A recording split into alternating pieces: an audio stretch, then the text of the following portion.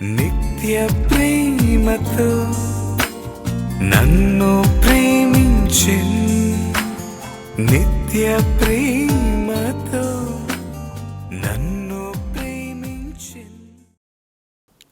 మహాకృపయు కనికరము కలిగిన మా కన్న తండ్రి, ఘనమైన ఉన్నతమైన పరిశుద్ధమైన నీ నామమునకు స్తుతులు స్తోత్రములు చెల్లిస్తున్నాం. శాశ్వత ప్రేమ నీ టీవీ కార్యక్రమము ద్వారా పరిశుద్ధ లేఖనములను ధ్యానించుచుండగా నీ సహాయాన్ని మాకు అనుగ్రహించండి. నీ దాసుడనైనా నన్ను కృపతో బలపరచండి.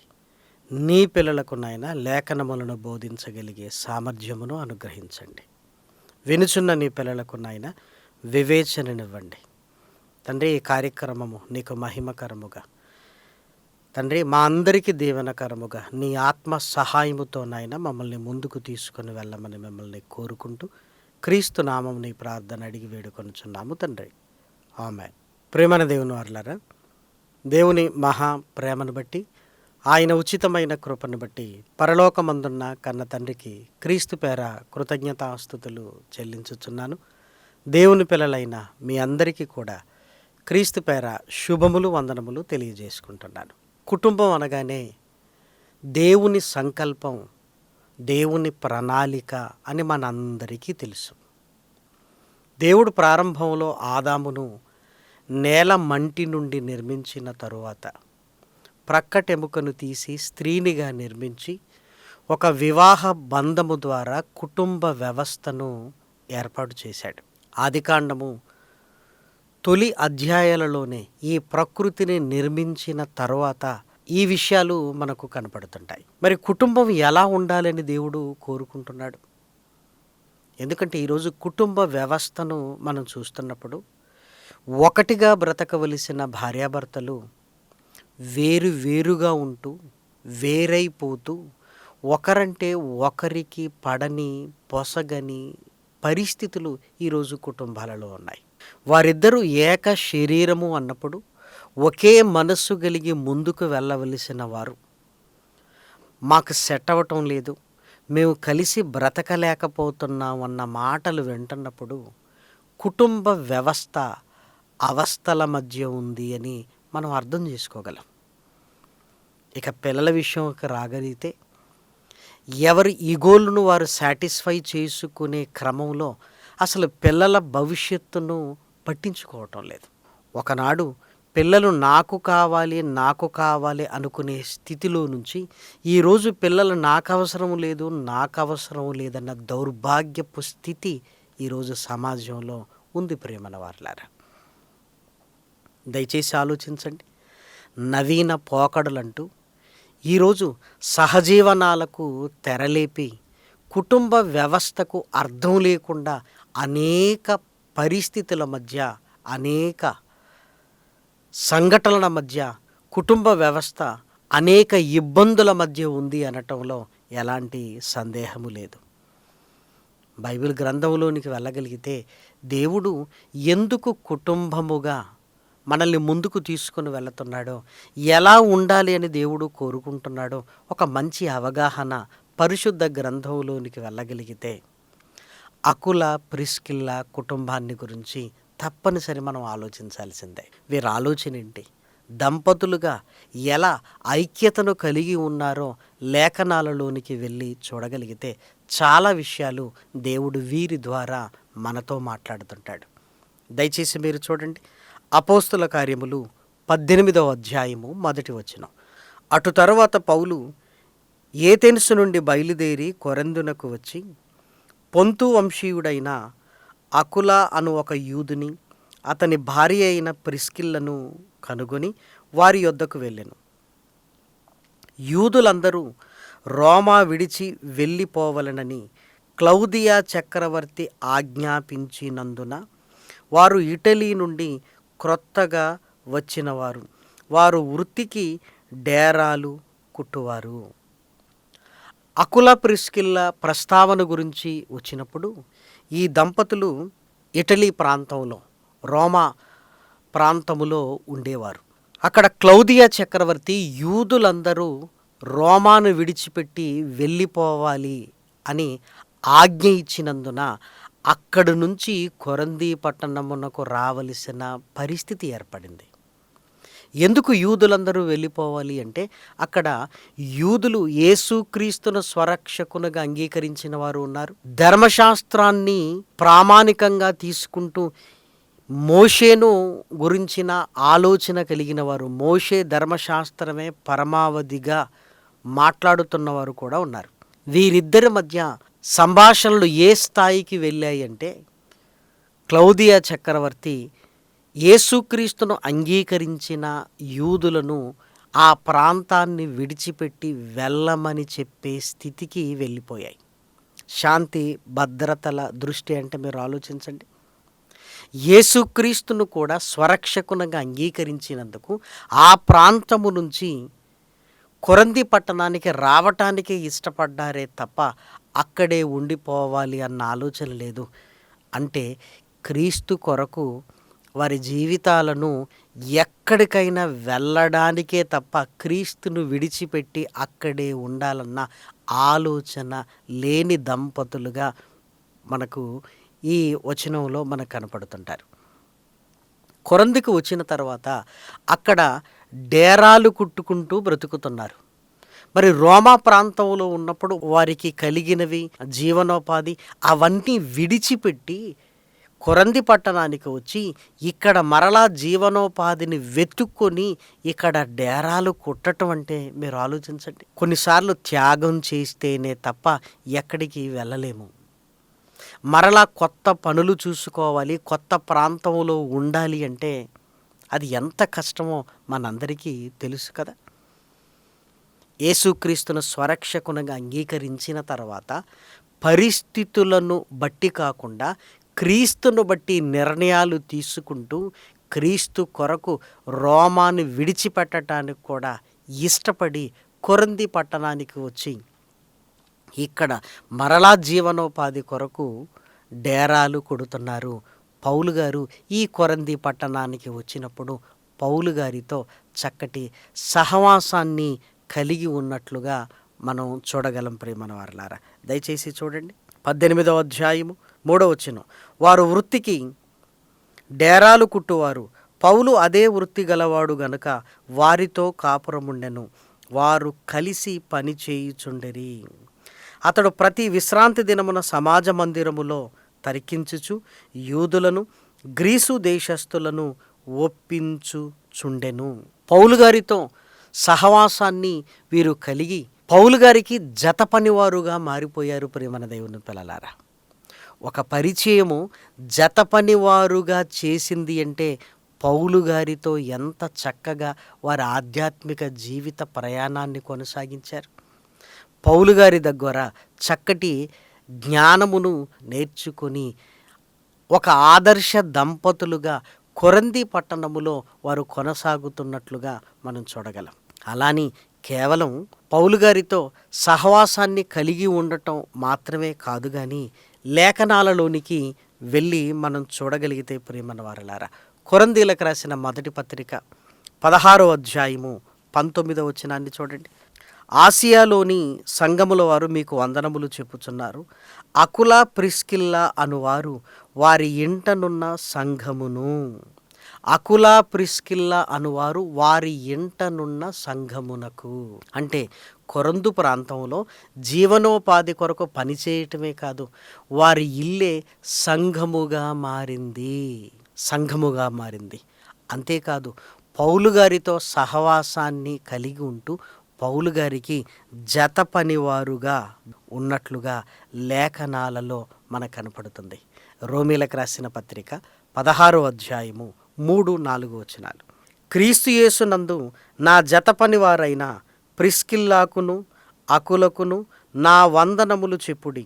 వారు నా ప్రాణము కొరకు తమ ప్రాణములు ఇచ్చుటకైనను తెగించిరి, మరియు వారి ఇంటనున్న సంఘమునకు వందనములు చెప్పుడి. నేను మాత్రము కాదు, అన్యజనులలోని సంఘముల వారందరూ వీరికి కృతజ్ఞులయ్యున్నారు.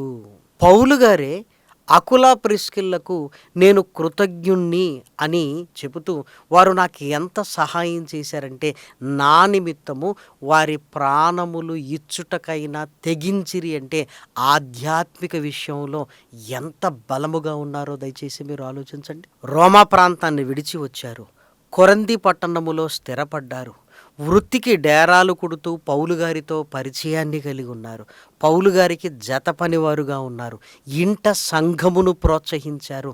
అంతేకాదు పౌలు గారి కొరకు నా ప్రాణము కొరకు వారి ప్రాణములైన ఇచ్చుటకు తెగించిరి అని వ్రాయబడింది. అంటే ఈ దంపతులు ఎంత ఐక్యముగా ముందుకు వెళుతున్నారు. భర్త చెప్పిన మాట భార్య కాదంటే ఏ నిర్ణయమైనా ముందుకు వెళుతుందా? అలాగే భార్య చెప్పిన మాట భర్త కాదంటే సమాధానంగా ఉండగలరా? వీరిరువురు వాక్యపు సమాధానాన్ని కలిగి ఒకరినొకరు దేవునికి అప్పగించుకుంటూ ఒకటిగా ముందుకు వెళుతున్నారు గనుకనే అకుల ప్రిస్కిల్లను గురించిన ప్రత్యేకించి పౌలు గారు రాస్తున్నారు. నేనే కాదు, అన్యజనులో ఉంటున్న సంఘపు వారు కూడా వీరికి కృతజ్ఞత కలిగి ఉన్నారు అన్నాడు. అన్యజనులో సంఘపు వారు ఎవరు అని మరలా లేఖనాలలోనికి వెళ్ళి మనం చూడగలిగితే అపోస్తుల కార్యములు 18వ అధ్యాయం 18వ వచనం. పౌలు ఇంకను బహుదినములు అక్కడ ఉన్న తర్వాత సహోదరుల యొద్ద సెలవు పుచ్చుకొని తనకు మ్రొక్కుబడి ఉన్నందున కంక్రియలో తల వెంట్రుకలు కత్తిరించుకొన ఓడ ఎక్కి సిరియాకు బయలుదేరాను. ప్రిస్కిల్లా అకుల అనువారు అతనితో కూడా వెళ్ళిరి. వారు ఎఫెసునకు వచ్చినప్పుడు అతడు వారినక్కడ విడిచిపెట్టి, అంటే పౌలు గారితో ప్రయాణం చేస్తున్నప్పుడు ఎఫెసులో విడిచిపెట్టాడు. ఎఫెసులో కొంతకాలం వారు ఉన్నారు. ఎఫెసులో ఉన్నప్పుడు ఏం జరిగిందో మీరు చూడగలిగితే 18వ అధ్యాయము 24వ వచనం. అలెగ్జాంద్రియా వాడైన అపోల్లో అను ఒక యూదుడు ఎఫెసునకు వచ్చెను. ఇతడు విద్వాంసుడు, లేఖనముల యందు ప్రవీణుడై ఉండెను. ఇతన్ని అకుల ప్రిస్కిల్లా చేర్చుకొని యేసుక్రీస్తును గురించిన చక్కటి మార్గమును ఇంకా అతనికి బోధించినట్లుగా రాయబడింది. ఒక విద్వాంసుడికి బోధించటం అంటే చిన్న విషయం అంటారా? మీరు ఆలోచించండి. అంటే పౌలు గారి ద్వారా లేఖనాలను వీరు పరిశోధించి నేర్చుకొని అపోల్లోకు బోధించి అతన్ని చక్కగా ఒక సేవకుడిగా బలపరిచి మరలా సహోదరులకి ఇతన్ని చేర్చుకోమని సిఫారసు చేస్తున్నారు. చూడండి 26. ప్రిస్కిల్లా అకులయు విని అతన్ని చేర్చుకొని దేవుని మార్గము మరి పూర్తిగా అతనికి విశదపరిచిరి. తరువాత అతడు అకయాకు పోదలిచినప్పుడు అతన్ని చేర్చుకొనవలనని సహోదరులు ప్రోత్సాహపరుచుచు అక్కడి శిష్యులకు వ్రాసిరి. అకయాకు పంపుతూ అక్కడి వారికి కూడా రాస్తున్నారు. అంటే వీరు సువార్త సేవలో తమను తాము అప్పగించుకున్న దంపతులుగా మనకు కనపడుతున్నారు. దయచేసి లేఖన సత్యాలను గుర్తించండి. పౌలు గారితో సహవాసం, అపోల్లోను చేర్చుకొని అంటే ఒక వ్యక్తిని చేర్చుకొని ఆతిథ్యమిస్తూ అతనికి లేఖనాలను విశదపరిచి మరలా అకయ ప్రాంతానికి పంపుతున్నారు. అంటే వీరి జీవితంలో ఎక్కడికి వెళ్ళినా పరిచర్య తప్ప మరొకటి కనపడటం లేదు. ఎంత చక్కటి కుటుంబంగా కనపడుతుందో చూడండి. పౌలు గారు వీరి విషయంలో ఏమంటే ఎంత సంతోషిస్తున్నట్లుగా లేఖనాలలో కనపడుతుంది. తిమోతి గారికి రాసిన 2వ పత్రిక 4వ అధ్యాయము 19వ వచనం. ప్రిస్కాకును అకులకును ఒనేసిఫోరు ఇంటి వారికి నా వందనములు. మరలా వారికి వందనములు తెలియజేస్తున్నాడు. కాబట్టి అకుల ప్రిస్కిల్లా జీవితాలను మనం చూడగలిగితే మొదటి విషయం, రోమా ప్రాంతము నుంచి క్రీస్తు కొరకు వదిలివేసి వచ్చారు. త్యాగం కనపడుతుంది. ఒక కుటుంబముగా భార్యాభర్తలు ఇద్దరు ఒకటిగా నిర్ణయాలు తీసుకుంటున్నట్లుగా కనపడుతున్నారు. కొరందికి వచ్చి పౌలు గారితో చక్కటి సహవాసాన్ని కలిగి ఇంట సంఘమును బలపరిచినట్లుగా మనకు కనపడుతుంది. అంతేకాదు పౌలు గారికి జత పనివారుగా పౌలు గారితో ప్రయాణం చేస్తూ ఎఫెసీ పట్టణములో ఉండి అక్కడ అపోల్లోను చేర్చుకొని అతనికి దేవుని మార్గమును మరి విశదపరిచి ఒక సేవకుడుగా బలపరిచినట్లుగా మనకు కనపడుతుంది. అంటే ఎఫెసీ సంఘము వారు కూడా వీరికి కృతజ్ఞులై ఉన్నారు అని పౌలు గారు అందుకే తెలియజేస్తున్నాడు. అంతేకాదు, నా ప్రాణము కొరకు వారి ప్రాణములు తెగించిరి అని వ్రాయబడింది. ప్రేమన వారలారా, ఎంత చక్కటి దంపతులుగా దేవుని కొరకు బ్రతుకుతున్నారో దయచేసి మీరు ఆలోచించండి. అందుకే కుటుంబాలలో మొదటి విషయం, భార్యాభర్తలు వాక్యను బట్టి ఏకముగా ఉండటానికి ఇష్టపడాలి. వాక్యము సమాధానాన్ని కలిగించేది, ఐక్యత కలిగించేది. భార్యాభర్తలు ఇద్దరూ రక్షణలోనికి వచ్చి వాక్యపు సమాధానాన్ని, ఐక్యతను కలిగి ఉన్నప్పుడు పరిశుద్ధాత్ముడు ముందుకు నడిపిస్తాడు. అది కుటుంబమైనా, పరిచర్య అయినా, ఏదైనా. ఎవరి నిర్ణయాలు వారు, ఎవరికి తోచినట్లుగా వారు ప్రవర్తిస్తే కుటుంబముగా ముందుకు వెళ్ళలేము. ఇద్దరు రక్షణలోనికి వచ్చిన తరువాత దేవుని వాక్యములో ఎదగాలి. అంటే సంఘముతో సహవాసాన్ని కలిగి ఉంటూ దేవుని వాక్యములు ఎదగాలి. సంఘ పరిచర్యలో సహకారులుగా ఉండాలి. ప్రేమన దేవుని పిల్లలారా, త్యాగము కలిగి ఉండాలి. చాలామందికి సంఘ సహవాసం ఉండదు. సంఘ సహవాసము లేనప్పుడు ఎలా ఎదగగలం చెప్పండి. అకులా ప్రిస్కిల్లా అపోల్లోకు బోధించే స్థాయికి వెళ్ళారంటే ఇంట సంఘము పౌలు గారితో సహవాసము.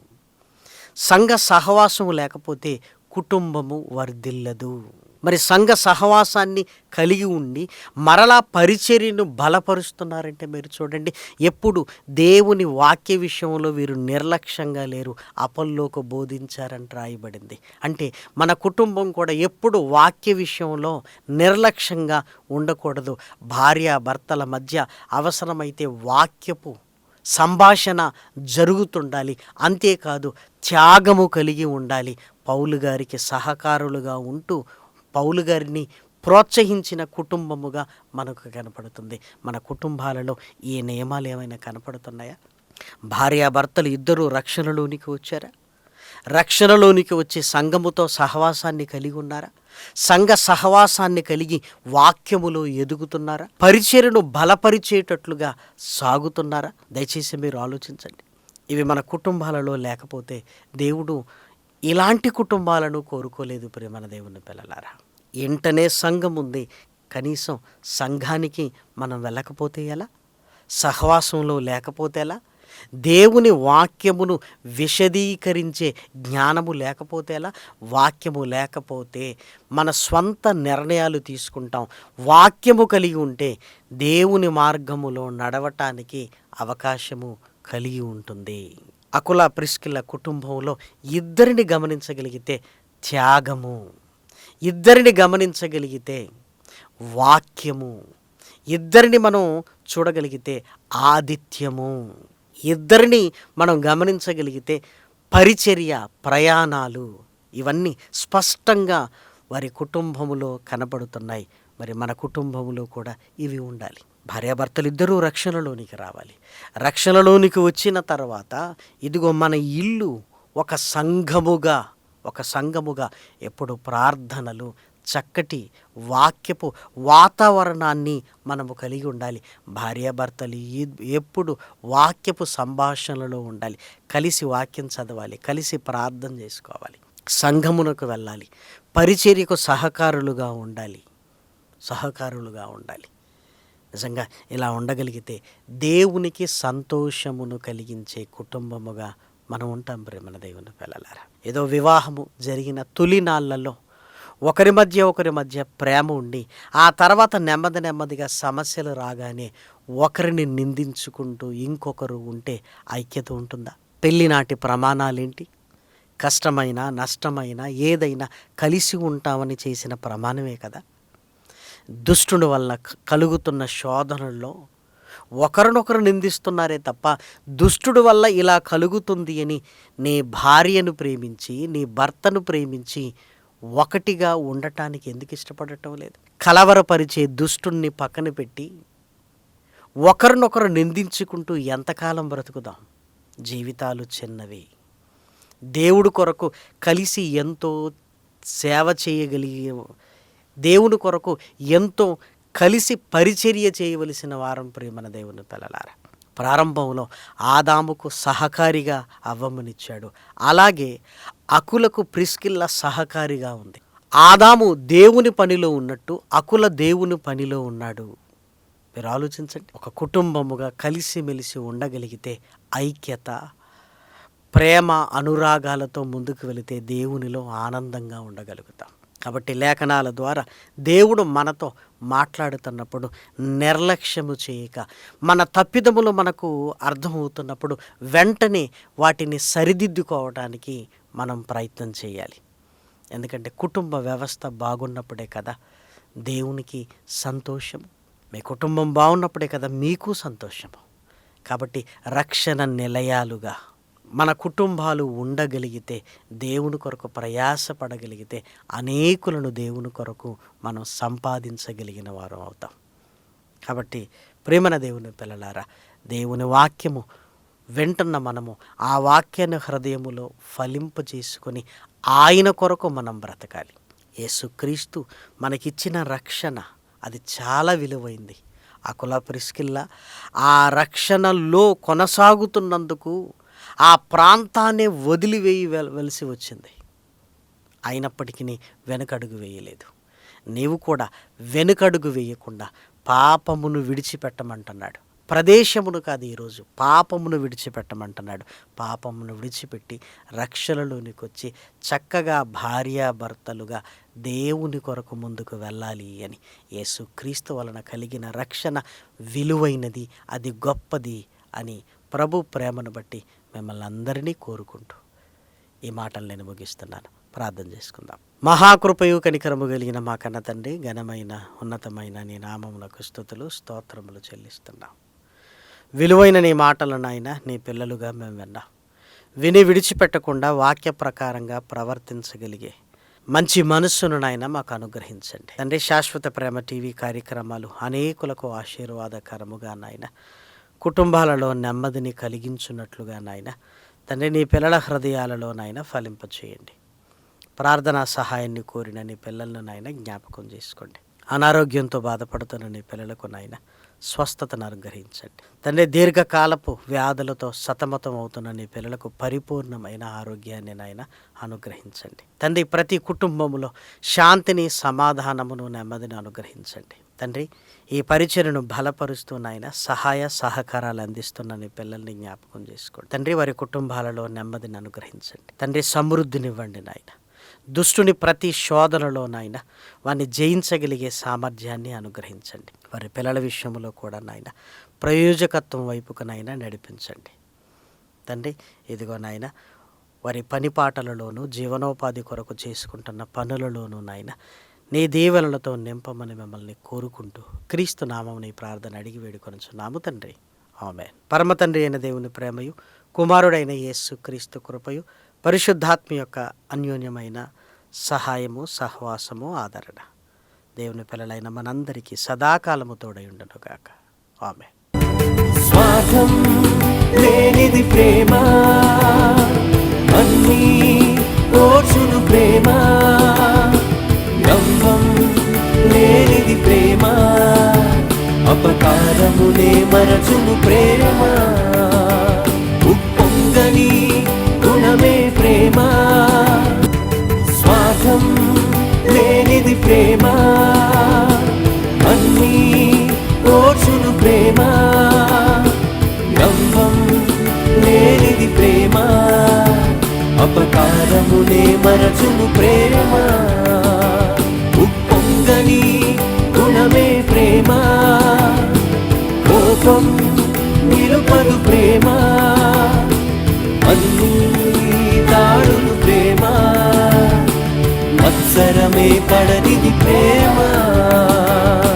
దయనే చూపును ప్రేమ, కరికే చేచును ప్రేమ. సహనం, స్వార్థం లేనిది ప్రేమ, అన్నీ ఓర్చును ప్రేమ. డంబం లేనిది ప్రేమ, అపకారమునే మరచును ప్రేమ. ఉప్పొంగని గుణ క్షణమే ప్రేమ, కోపం నిలుపదు ప్రేమ, అన్నీ తాడును ప్రేమ, మత్సరమే పడనిది ప్రేమ, దయనే చూపును ప్రేమ.